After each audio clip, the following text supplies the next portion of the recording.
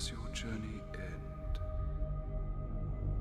You seek that which would bestow upon you the right to rule. The quest to reclaim a homeland and slay a dragon.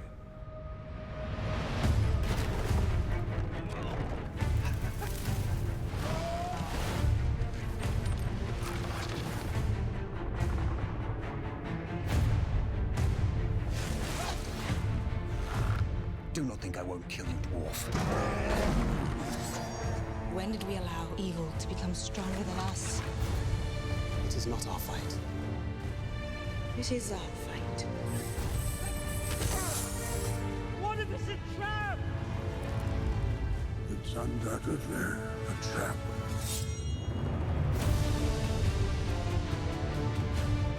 Such is the nature of evil. In time, all foul things come forth.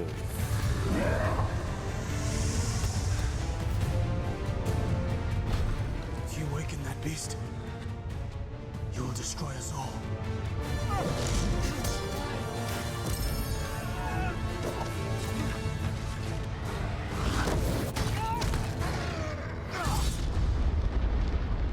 Was that an earthquake? That, my lad, was a dragon.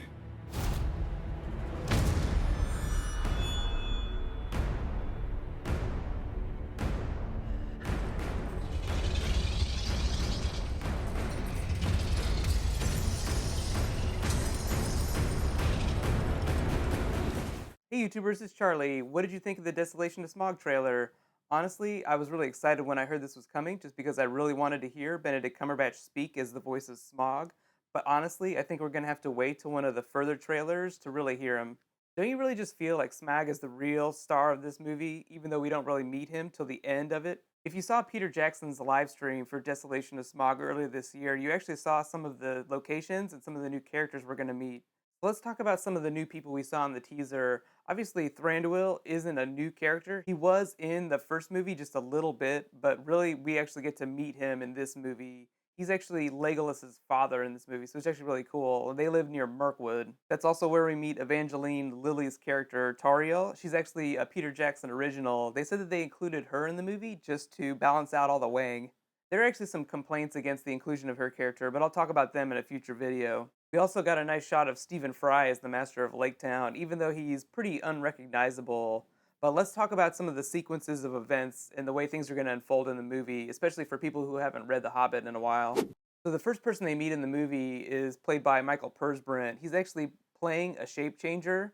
The only thing he can really change into is a giant bear, so he's not quite on the level of Odo from Deep Space Nine, but he's still pretty cool. And then next, obviously, everybody remembers the Spiders of Mirkwood. They're a really big part of the story, and I feel like they're so iconic that you just can't forget them. I don't know about you, but I used to have some nightmares about them every once in a while when I was a little kid. It's actually Thranduil's elves that rescue them from the spiders and then take them to their home. Instead of being like the elves where Elrond lives, these are wood elves. So Mirkwood is their home, even though it's been taken over by the spiders. They also meet Orlando Bloom, but he's not really a part of the Hobbit, so he's not going to travel with them in the movie. There's actually a big conflict between the dwarves and the elves that actually gets really bad after they kill Smaug and they get all the treasure. Let's just say elves are greedy too. After they leave the elves, they travel to Lake Town to get the supplies they need on their way to the Lonely Mountain. Stephen Fry basically ends up extorting a lot of stuff out of them just because everyone's very aware of all the treasure that's in the mountain. The next person they meet is actually much more interesting because he's a much bigger part of the story. Bard the Bowman is actually played by Luke Evans. He was actually in Peter Jackson's live stream. He actually lives much closer to the mountain, and in the story, spoiler alert, careful, he's actually the one that lands the killing blow on Smaug. Bard the Bowman is actually a lot like the dwarves in that Smaug has basically destroyed his homeland. He's actually a former king like Aragorn who's living in exile, except that he's not wandering around in the wilderness. Smaug basically just shattered their homeland, so he basically wants revenge just as bad as the dwarves. If you remember, Luke Evans was also the villain in the Fast and Furious 6 movie, so isn't it only natural that he fight two dragons? I mean, isn't Dwayne Johnson just like a dragon? I mean, he's about as big as one, right? So the big bummer is that we won't really get a lot of the close-up shots of Smaug until the final parts of the movie. But if you saw in the trailer, Martin Freeman actually is sitting in the gold pile, so we will definitely see him up close, and we will definitely hear him speak. Think of his voice as being like Benedict Cumberbatch in Sherlock before his morning tea, just really pissed off, really low. But one of the big things about Smaug is that he's famous for being really arrogant, so it's not really a spoiler to assume that they're going to use that to kill him. So before the next trailer comes, be sure and reread The Hobbit, or at least the parts of it that are going to be covered in this movie.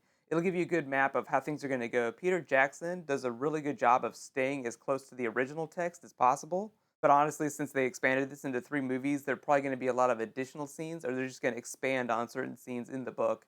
So I'll be posting more behind the scenes info and cool videos for Desolation of Smaug as we get closer to the movie. Be sure to subscribe to get it. I'm also doing season 4 previews for Game of Thrones right now, so be sure and check those out too. My next one comes on Thursday. I'll also be doing a funny Father's Day video for Game of Thrones on Wednesday, but it's really just the best worst dads on Game of Thrones. Spoiler alert, it's Thean's dad.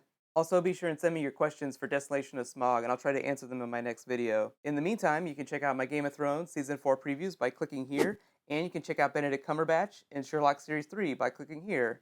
Thanks for watching. High fives for dragons.